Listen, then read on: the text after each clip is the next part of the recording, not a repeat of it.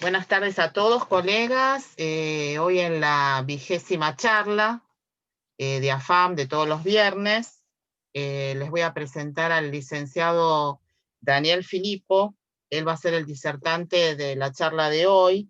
Es el licenciado en Administración, gerente operativo y administrativo, económico y financiero del Hospital Vélez Sarsfield, docente catedrático de la carrera de Administración de Servicios de Salud en el Instituto de Formación Técnica Superior número 7 del Gobierno de la Ciudad Autónoma de Buenos Aires y de la Universidad de Salvador.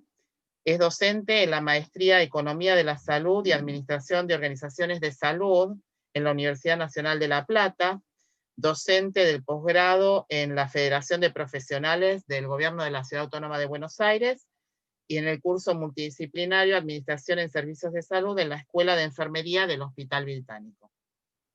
Bueno, buenas tardes, Daniel, y él nos va a hablar en esta oportunidad sobre el sistema de salud, ¿no? Y nos va a hacer una introducción. De la Ciudad de Buenos Aires. Sí, del sistema de salud de la Ciudad de Buenos Aires y una introducción de los principales conceptos de administración. Esperamos que sea el puntapié para un curso para el año que viene, después de toda esta pandemia, y bueno, lo dejo en tus manos, Daniel. Gracias. Bueno, macanudo.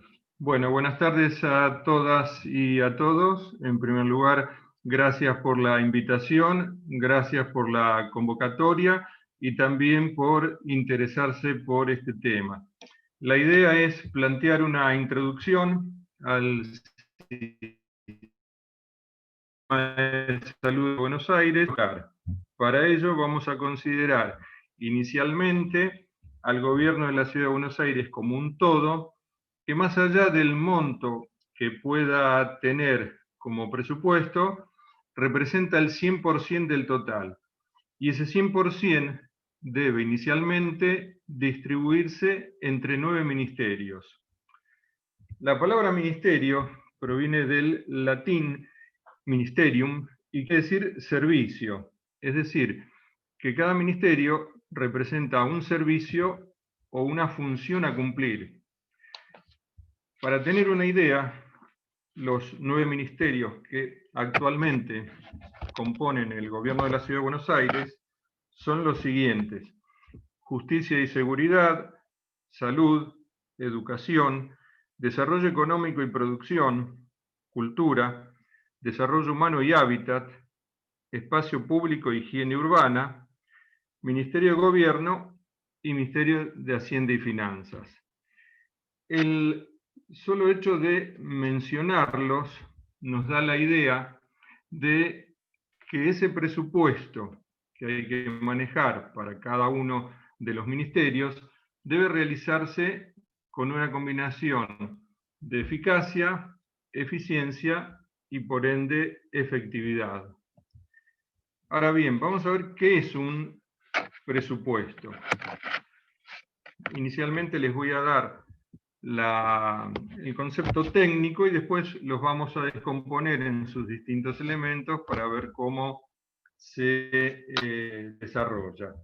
Se llama presupuesto al cálculo, planificación y formulación anticipada de los gastos e ingresos de una actividad económica. Es decir, es un plan de acción dirigido a cumplir con un objetivo previsto, expresado en términos financieros, el cual debe cumplirse en determinado tiempo. Y en general, ese tiempo es un año. Si lo queremos descomponer, integran un presupuesto, son 3.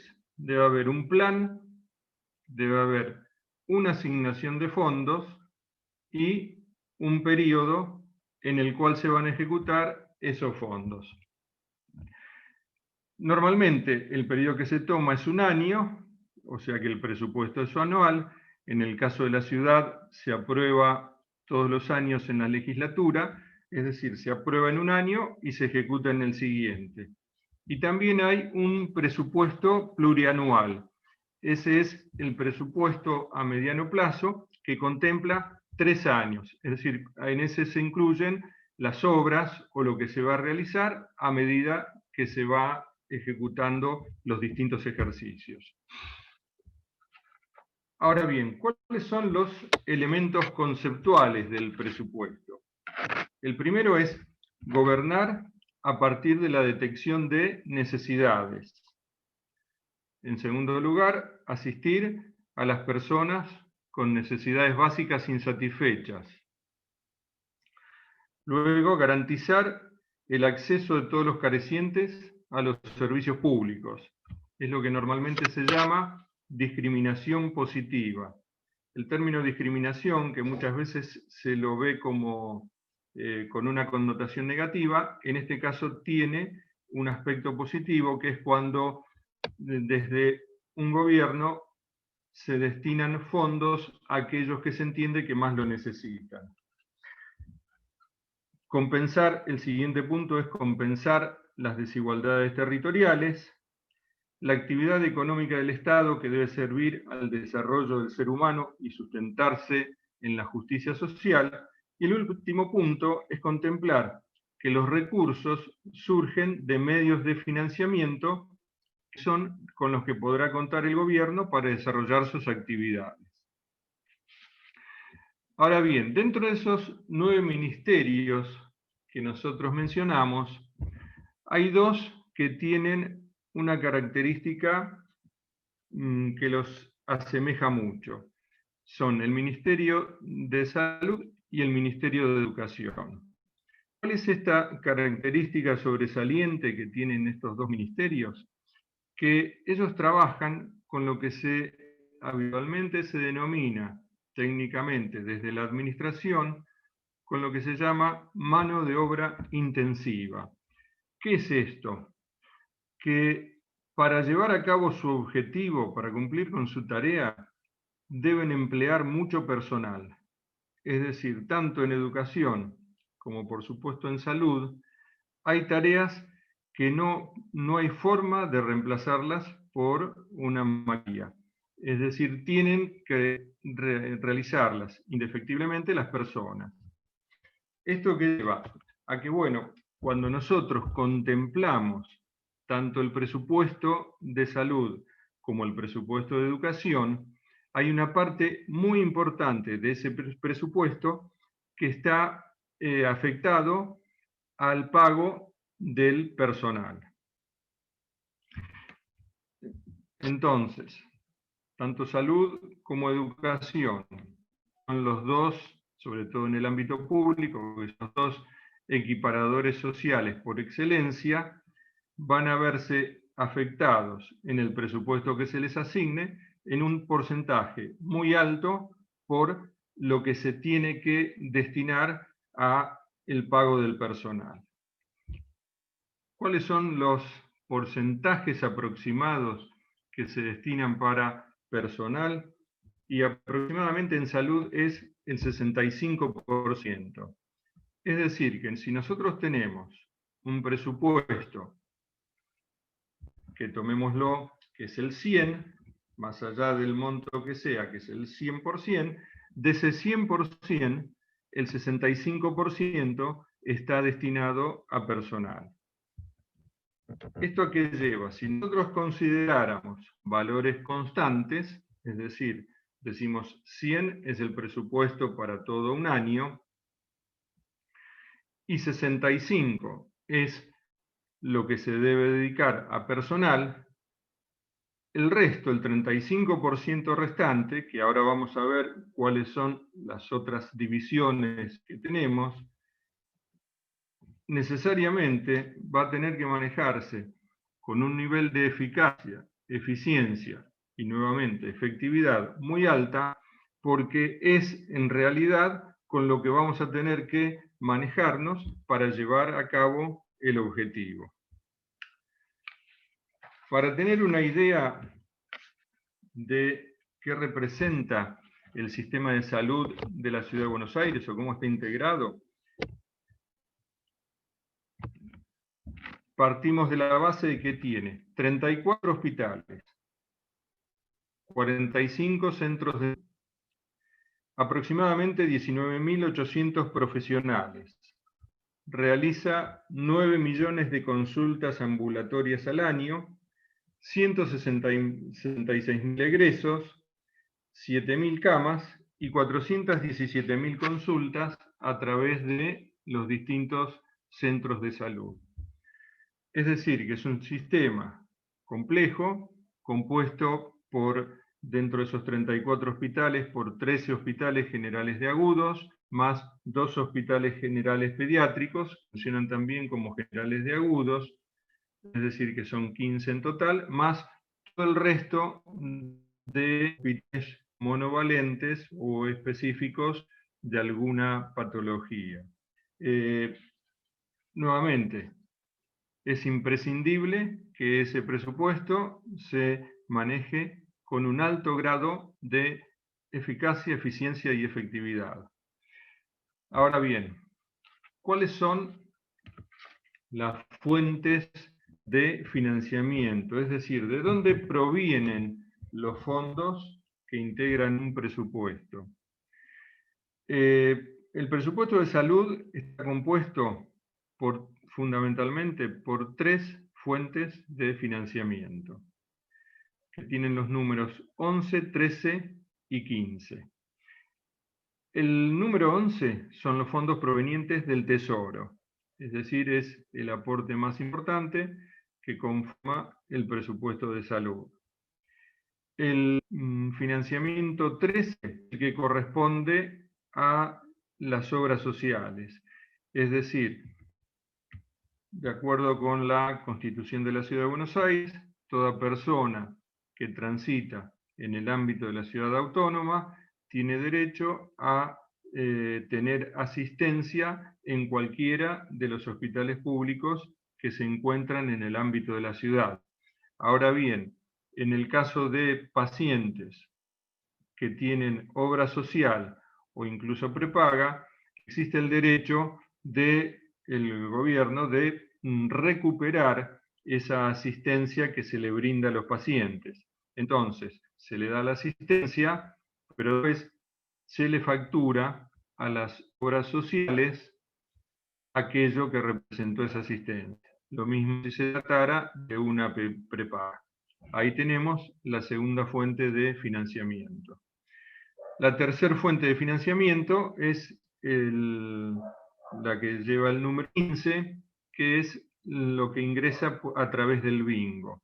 Es decir, de los juegos de azar hay una parte que corresponde ser aportada al Ministerio de Salud. Es decir, que con esas 3 fuentes de financiamiento, el Ministerio de Salud tiene los fondos anualmente para funcionar y cumplir su objetivo. ¿Cuál es el sistema que se aplica para manejar ese presupuesto? Se trabaja con lo que se llama presupuesto por programa. ¿En qué consiste el presupuesto por programa?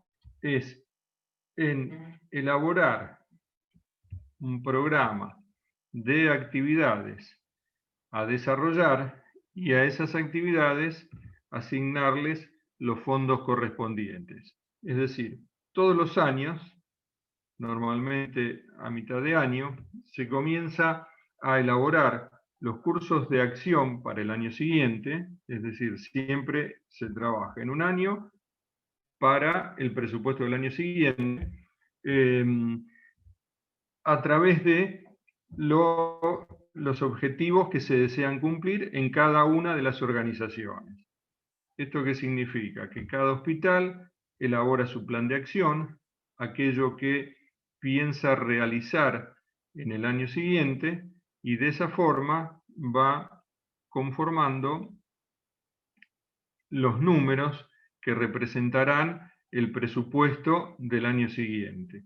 Es decir, que hay una relación directa entre lo que significa qué es lo que se va a hacer con los fondos que se deben asignar.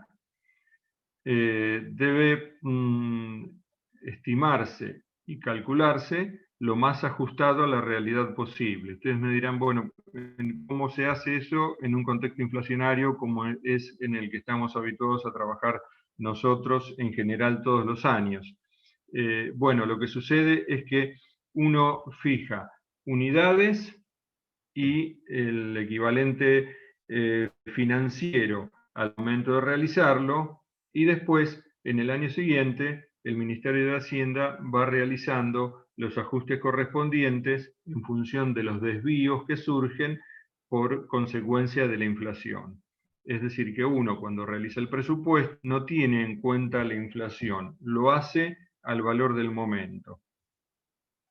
Nosotros habitualmente tenemos inflación todos los años, más alta o más baja, pero es uno de nuestros grandes problemas, la inflación, con lo cual lo que se hace es medirlo a ese momento en que se realiza, y en el año siguiente los ajustes le corresponden al Ministerio de Hacienda, que es lo que va a ir siguiendo la ejecución, observando las diferencias que pueden surgir como consecuencia de la inflación, y a partir de ese momento hacer los ajustes que corresponden.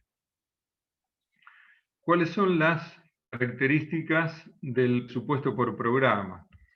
El presupuesto por programa tiene unas bases conceptuales que se fundamentan en que existe insumos, una tecnología de producción, un centro de gestión o unidad ejecutora y, como resultado, productos.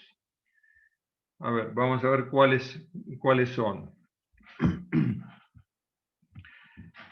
Dijimos que hay insumos. Los insumos representan la entrada o el ingreso. Si nosotros hiciéramos el habitual ejemplo de entrada, caja negra y salida, pondríamos los insumos, que ahora vamos a ver cuáles son, entre las entradas. Lo que haría en el centro, en esa caja negra, sería la tecnología de producción, que en el caso de salud es la asistencia. Y como salida de ese sistema tendríamos los productos. El centro de gestión o unidad ejecutora sería cada uno de los distintos hospitales. ¿Por qué? Porque el Ministerio de Salud recibe todo ese presupuesto y después ese monto global, y después lo distribuye entre los distintos hospitales. ¿Cuáles son las entradas que a su vez funcionan precisos dentro del presupuesto por programa? Bueno, la primera es el personal. Cuando hablamos de personal es importante hacer una aclaración que ya viene de hace varios años atrás. Se ha dejado de utilizar la palabra recursos humanos y se ha modificado por capital humano o capital social. ¿Por qué? Porque hoy que el personal es un activo intangible, muy importante dentro de una organización que está basada en el conocimiento. Es decir, ya se dejó de utilizar el término recurso. Recurso es algo que normalmente se utiliza y finaliza. Recurso puede ser uno de los insumos que nosotros utilizamos habitualmente en salud, como puede ser un medicamento o el material biomédico. Es no el personal. El personal hoy se lo entiende como capital humano o capital social. Es más, se utiliza habitualmente un acrónimo que en castellano le decimos IVA, que no es el impuesto al valor agregado, sino que es el acrónimo de las palabras en inglés Intellectual Value Added, es decir, el valor agregado intelectual que aporta cada una de las personas a la unidad de organización. Y está apoyada fundamentalmente en la capacitación continua y en el aprendizaje permanente. Es decir, que todo ese conjunto de conocimientos es lo que hoy integra el capital humano o el capital social de una organización.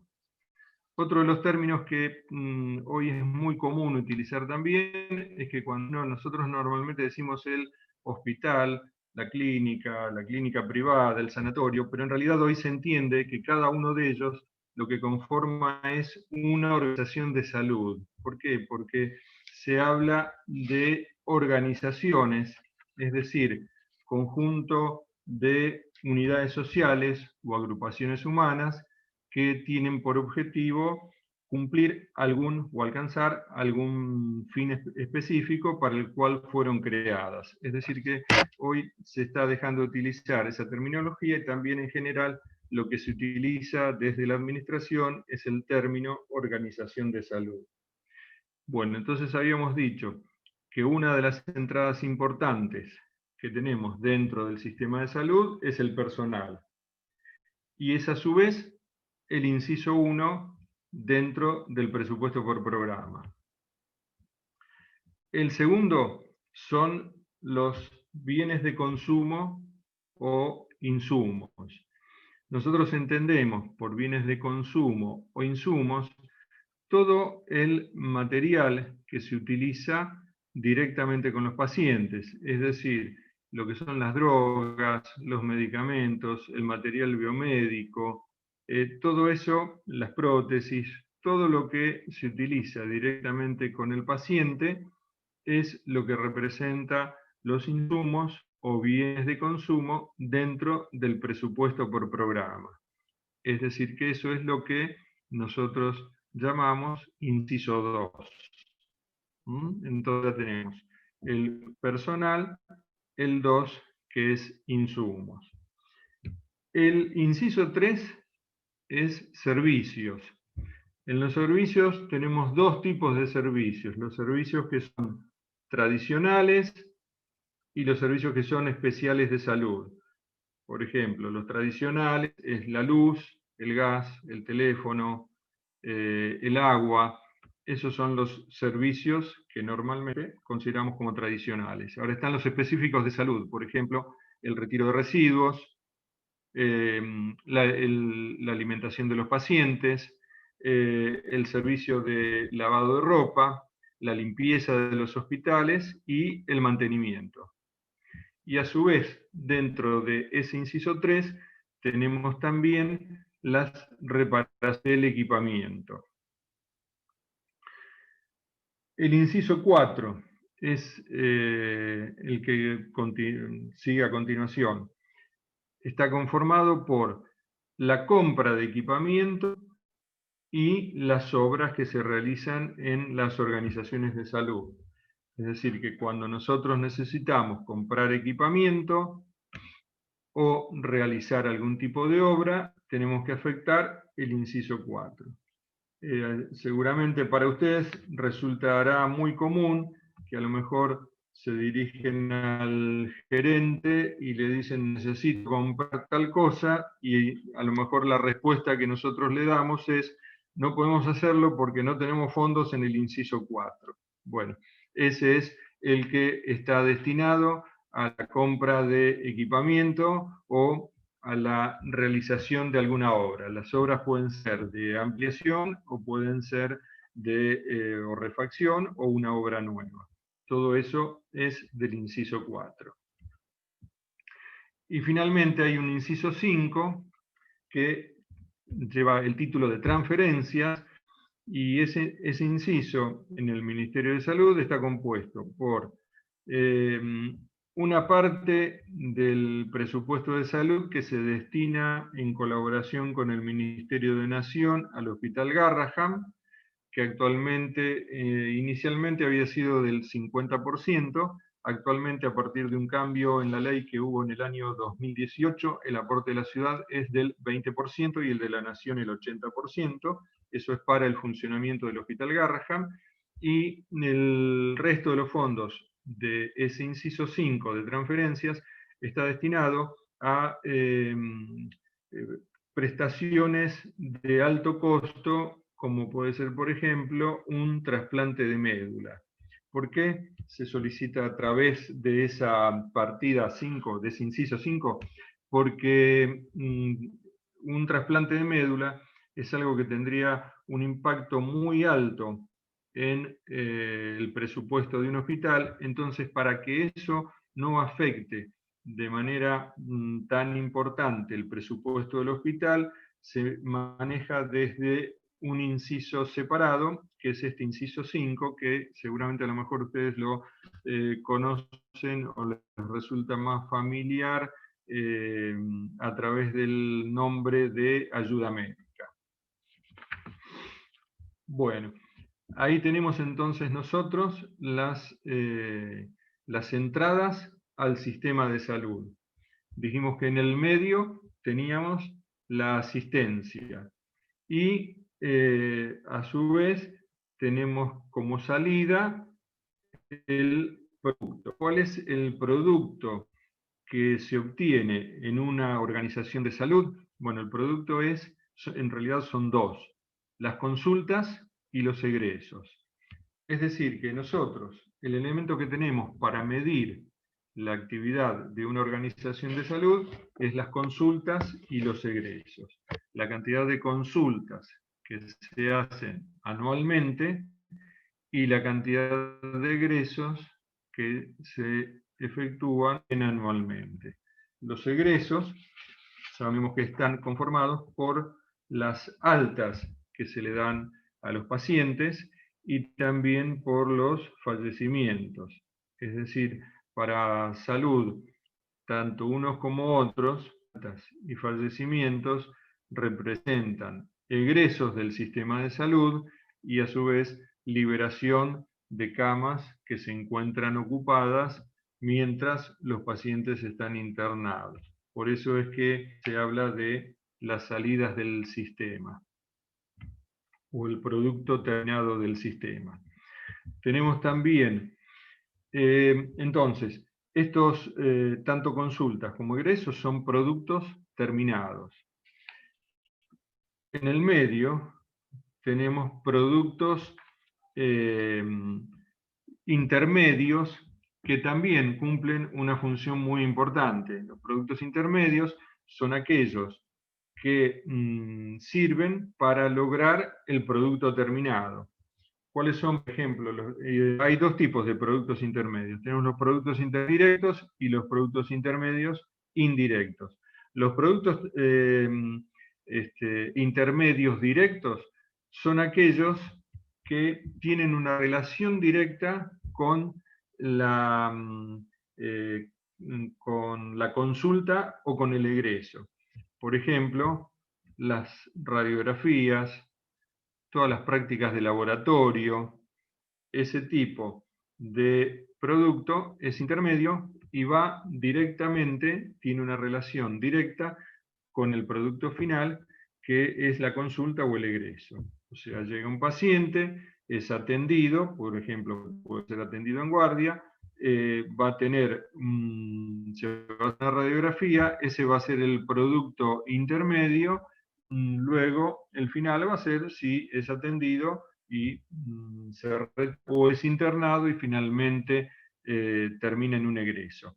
Y hay productos intermedios indirectos que son, por ejemplo, toda la tarea que se realiza supongamos, en el área de compras. Es decir, esa es una tarea que, si bien es fundamental para el funcionamiento de la organización de salud, ese producto intermedio es indirecto. ¿Por qué?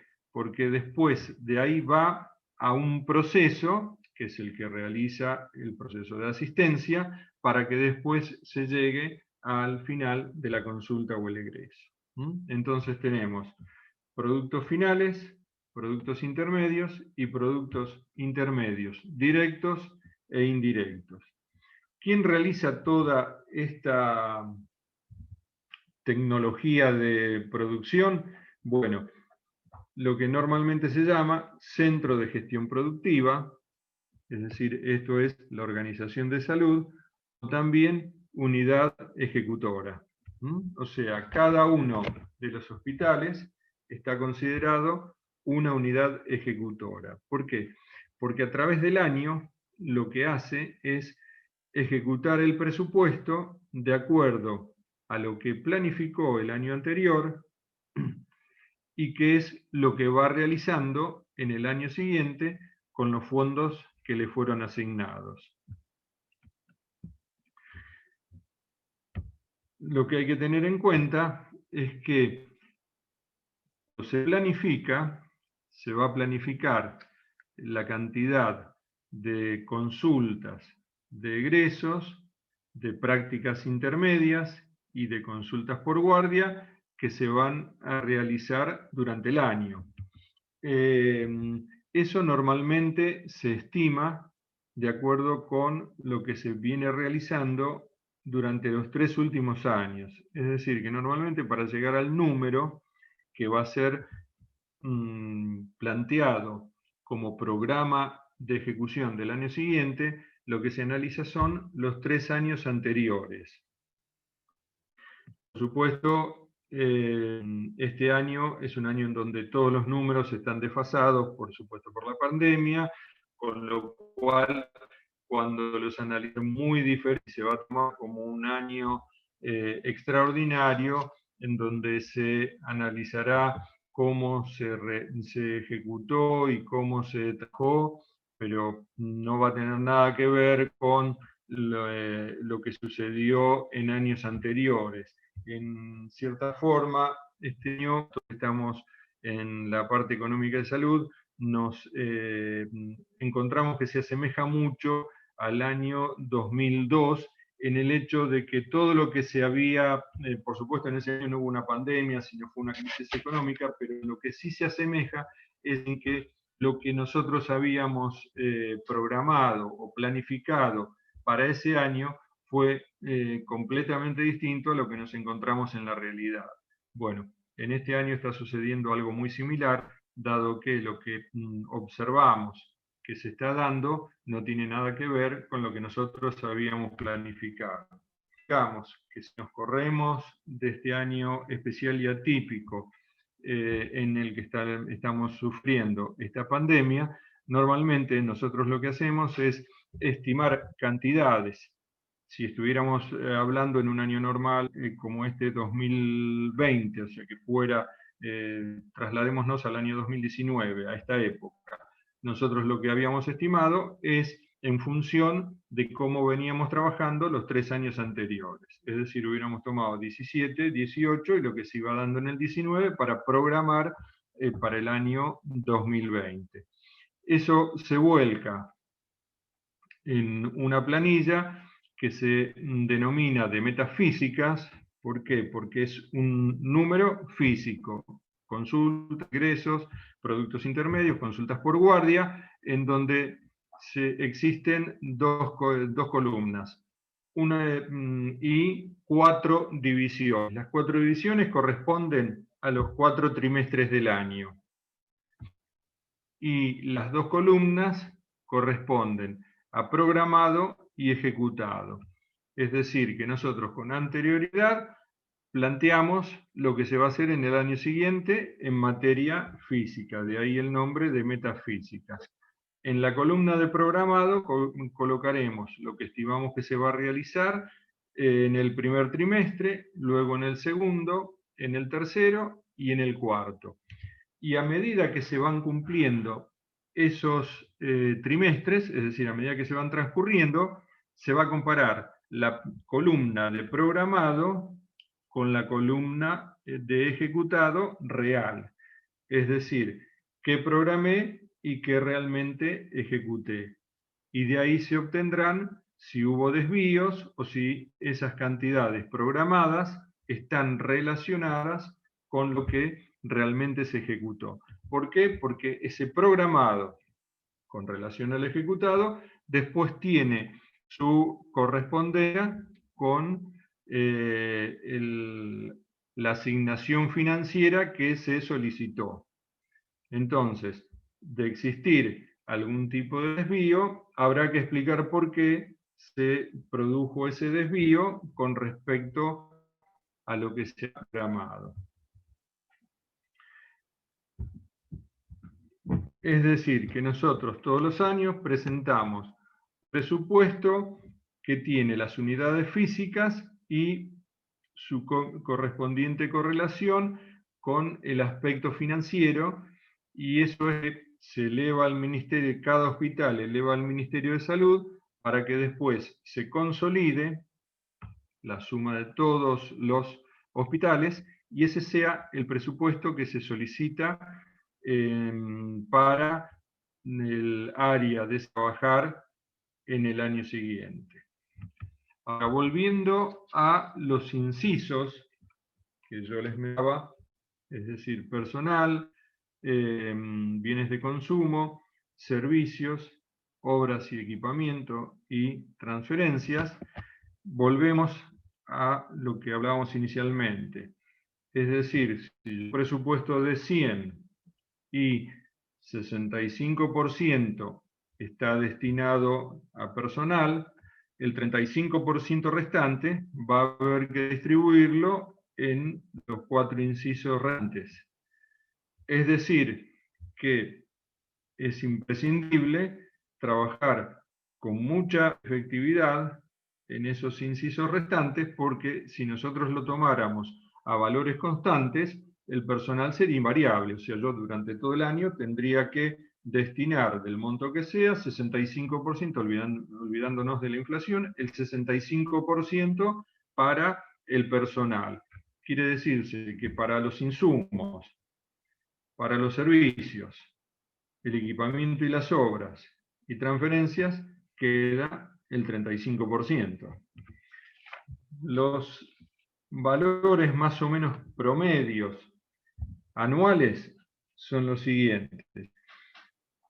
65%, reiteramos, para personal, 10% para bienes de consumo o insumos, 10% también para servicios, teniendo en cuenta que son los servicios tradicionales, los no tradicionales y las reparaciones del equipamiento. También se incluye ahí, si es necesario, alquileres. 9% para obras y equipamiento y 6% para transferencias. Bueno, eso nos obliga a ser muy cuidadosos con los fondos, por eso la reiteración siempre es que, bueno, tenemos que trabajar y ser muy cuidadosos con los fondos, porque realmente, como decíamos al comienzo, si es una actividad de servicio y tenemos que cumplir una función y alcanzar un objetivo, para poder hacerlo anualmente, no resulta nada fácil cuando parte de la base de estos números. Por eso a veces resulta difícil renovar el equipamiento, resulta difícil la compra de nuevo equipamiento o la realización de una nueva obra. Hay una fuente de financiamiento más que es relativamente reciente, que es lo que se llama, inicialmente se llamó Plan Nacer y actualmente se denomina Plan Sumar, que son fondos que a partir del cumplimiento de determinadas prácticas, la nación reintegra por realizarlas a la ciudad. Y esos fondos generalmente van destinados al inciso 4 y son los que permiten la compra de equipamiento. Es algo que se factura mensualmente y cuando se reciben esos fondos, en general los hospitales lo utilizamos para la compra de equipamiento. Quería ver si me quedaba algo pendiente. No, bueno, reiterar entonces que con los términos presupuestarios resulta realmente difícil. Sí, lo que quería agregar es que los fondos que están destinados, cuando nosotros hacemos la estimación de fondos, personal, bienes de consumo, servicios, obras y equipamiento y transferencias, deben ser cálculos estimados y lo más aproximados posibles a lo que se necesita para esos incisos. ¿Por qué? Porque no hay posibilidad de pasar fondos de un inciso a otro. Es decir, yo no puedo decir, bueno, gasté menos en servicios y esos fondos los paso a la compra de insumos. No, hay que calcular con la mayor precisión posible los fondos que se requieren para cada uno de esos incisos, porque no es posible pasarlos de uno a otro. Es decir, no hay posibilidad de reasignación de partidas de un inciso a otro.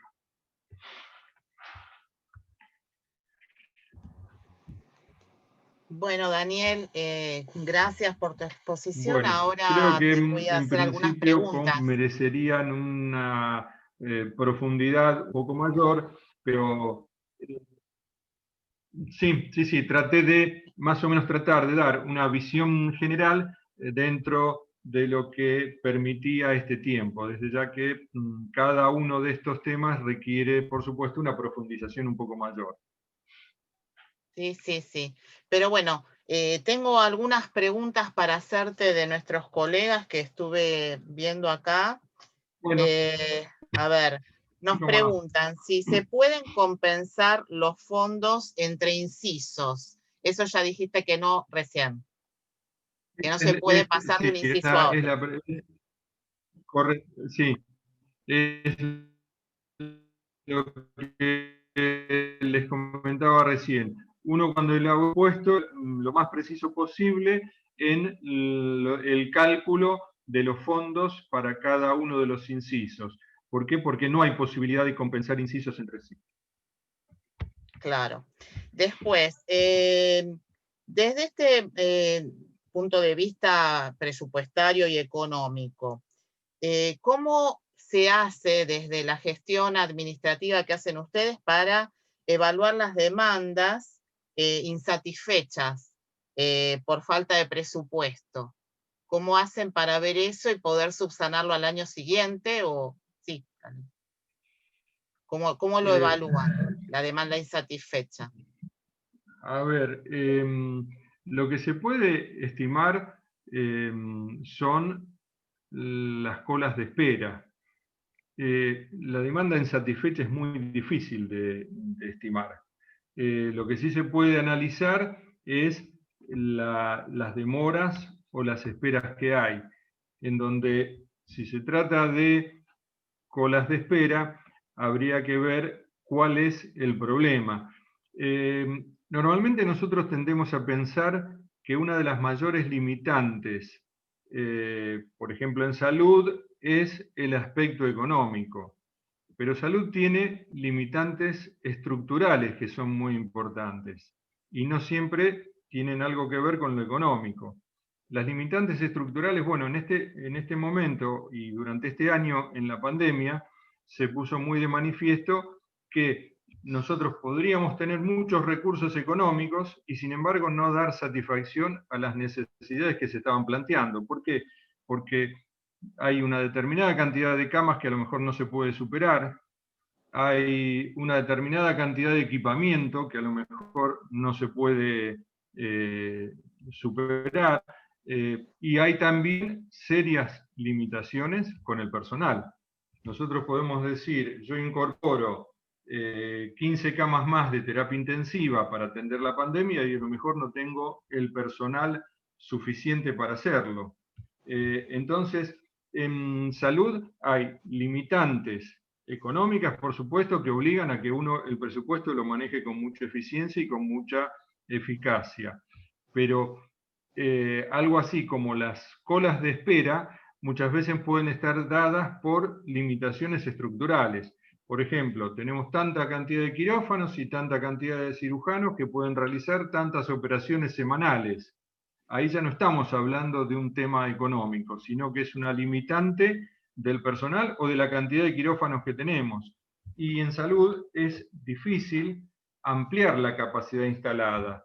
Nosotros podemos decir, y con 3 quirófanos más, podríamos reducir la cola de espera de pacientes para operarse o para intervenirse quirúrgicamente, pero no es fácil construir 3 quirófanos más en cualquier hospital para poder reducir esa cola de espera.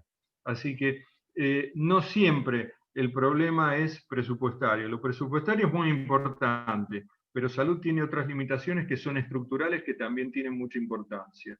Y en este año se está notando la importancia que tiene contar con el personal necesario para cumplir las tareas que se necesita llevar a cabo, ¿no?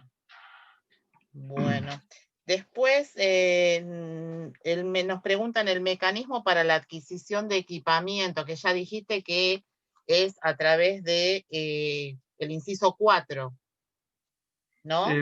Nosotros, a ver, sí, el equipamiento es el inciso 4. Para comprar equipamiento, lo que se tiene que hacer es, en primer lugar, solicitarlo, quien debe solicitarlo, el jefe de servicio que lo solicita, explicar cuál es la necesidad de contar con ese equipamiento. Explicando cuáles son las prácticas que tiene que realizar, qué es lo que mejoraría con ese nuevo equipamiento.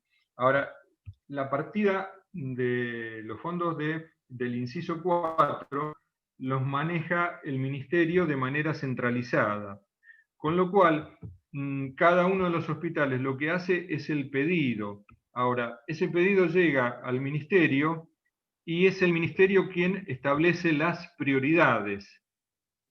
Por supuesto, cada uno de nosotros lo solicita entendiendo qué es lo que necesita para poder seguir funcionando de la mejor forma y cumplir con su objetivo. Pero volvemos a lo que yo les decía, el inciso 4 normalmente es el 9% del hospital. Entonces, ¿qué se hace en el Ministerio? Se reciben todos los pedidos y se trata de establecer un orden de prioridades, que eso lo hacen ellos desde la Dirección General de Recursos Físicos en Salud. Además, a este inciso, ¿no aporta este plan NACER que comentabas? Sí, eso sí, va directamente a la cuenta del hospital. El tema es, bueno, cuánto se recauda también. Por supuesto que en la medida que se cuenta fondos del plan NACER, eso sí los utilizamos directamente sin darle intervención al Ministerio de Salud. Eso lo podemos utilizar directamente los hospitales. Ahora, en realidad no alcanza y a veces lo que se requiere es equipamiento de alto costo. Hoy Claro. todo el equipamiento tiene un costo altísimo, entonces, a ver, a lo mejor nosotros con el plan NACER recaudamos en 2 o 3 meses 1 millón de pesos y necesitamos un equipo que cuesta 1,5 millones. Entonces, a lo mejor ese millón lo utilizamos para compras menores y solicitamos al ministerio ese que cuesta 1,5 millones. Perfecto. Después, hablabas de los productos en una organización de salud, que se medía el producto final de la organización de salud en consultas y egresos. ¿Eso Sí. se compara entre hospitales y cómo es esa comparación? Calculo que se unifican por número de camas, porcentual, También, o da para otra charla quizás. sí, pero bueno, digamos así a priori, las consultas y los egresos también están relacionados con el nivel de complejidad de cada uno de los hospitales. Pero sí, por supuesto que tomando hospitales de características similares es posible establecer comparaciones. Claro. Por ejemplo, si tomamos los hospitales de agudos, normalmente uno entiende que Fernández y Argerich son relativamente hospitales de características similares. Entonces se podría comparar consultas y egresos de esos hospitales, o incluso el Santoyani, que son hospitales que tienen niveles de complejidad relativamente similares.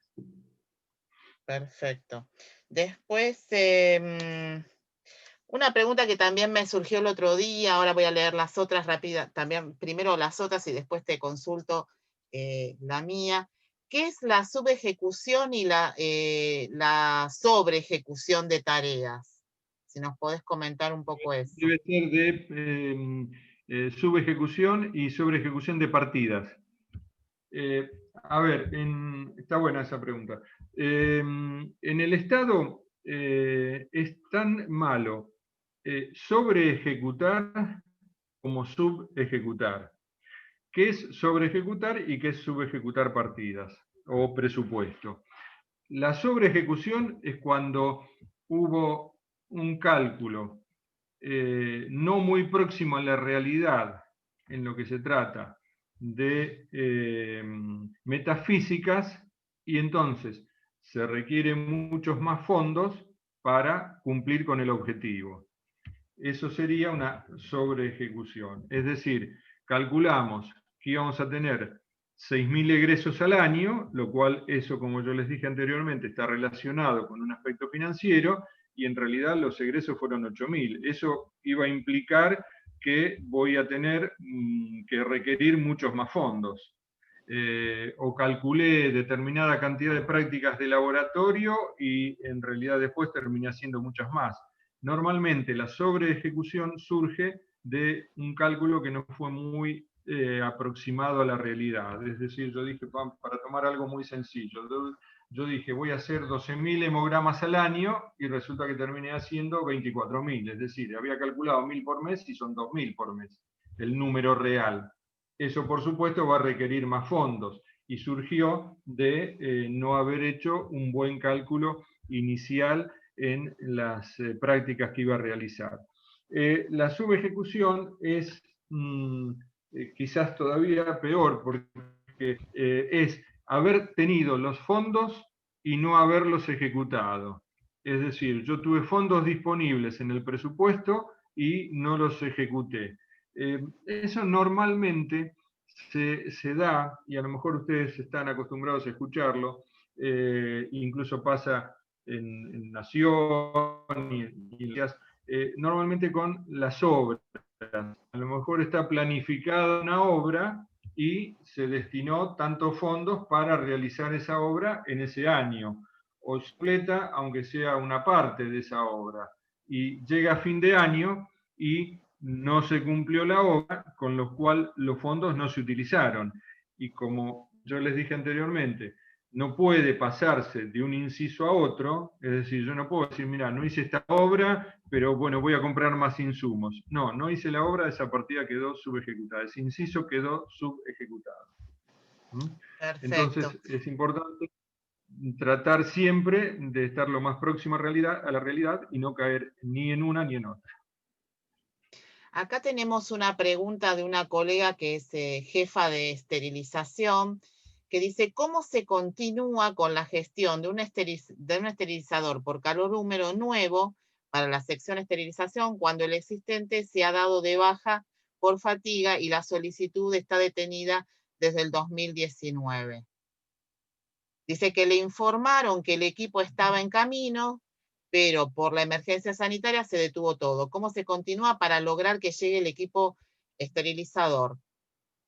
¿Cómo continúa con esto Bueno, en el medio de la pandemia? Bueno, yo me imagino que debe haber iniciado un expediente que fue al ministerio. Habría que ubicar ese expediente y yo en mi caso lo que haría sería enviar una comunicación oficial al área insistiendo con la necesidad de contar con ese equipo. La pandemia es cierto que concentró los esfuerzos en comprar, por ejemplo, respiradores, tener la mayor cantidad posible de respiradores, la mayor cantidad posible de monitores, incluso camas para poder ampliar el sistema, pero bueno, puede haber necesidades que también sean muy importantes, porque a veces cuando no se cuenta con un equipo no hay forma de poder continuar trabajando. Con lo cual, en ese caso, yo creo que lo que hay que hacer desde la dirección es en insistir en la necesidad de contar con ese equipo, porque si no, no se puede trabajar. Claro. Bueno, Daniel, no nos quedan, no sé si queda alguna pregunta. Te agradecemos mucho. Esperamos que poder tenerte el año que viene en algún curso presencial, que nos podamos ver todos nuevamente. Y bueno, muchas gracias porque la verdad que es necesario conocer cómo se maneja el presupuesto en la ciudad, cómo llegan las fuentes de ese presupuesto, cómo podemos hacer uso de eso, y bueno, y así poder seguir trabajando, ¿no? Así que bueno, te agradezco muchísimo. Sí, Y desde ya, contacto. como Ahí te Adriana no, yo te va iba a a agregar, saludar. sí, sí, ahí te veo. ¿Qué tal? ¿Cómo estás? Tenés el micrófono apagado, así que no te escucho. Como te decía al principio, Claudia, traté de hacer una introducción. Por supuesto, todos estos temas dan para mucha más profundidad. En realidad lo que me pareció era tratar de dar un pantallazo general como para que más o menos se pueda tener una idea, pero cada uno de estos temas merece, por supuesto, profundizarlos mucho más. Así que bueno, espero que hayan quedado con esa idea general y bueno, cualquier consulta que quieran hacerme en algún momento, con todo gusto. Y desde ya, Bueno. gracias por la atención. Gracias a vos, Daniel, y esperamos contar con vos el año que viene. Bueno, cómo no, con todo gusto. Gracias. Bueno, Chao, gracias gracias. Gracias, a nos vemos. todos. Buen fin de semana Chao, para todos. hasta luego. Hasta luego. Chao, suerte, gracias.